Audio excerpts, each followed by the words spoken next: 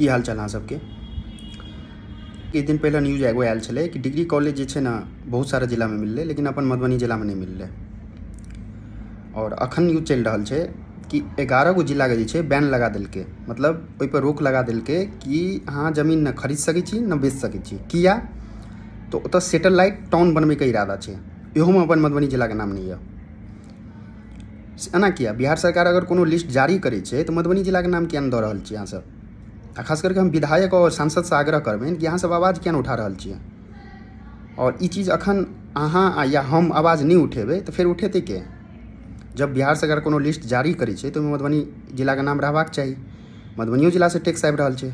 अगर एहन तरहके बात छै तऽ अहाँ मधुबनी जिलापर जतेक भी टैक्स लगै छै या फेर दऽ रहल छै या कटि रहल छै ओहिपर रोक लगा दियौ, मधुबनी जिलावला टैक्स नहीं भरतै। अहाँ सब ध्यान दियौ, एहि दुआरे कि डेवलपमेंट हेबाक चाही। हम ई नहीं कहि रहल छी कि दोसर जिलाके 6 गो या 7 गो कॉलेज मिलबाक चाही, लेकिन मधुबनियो जिलाके मिलबाक चाही।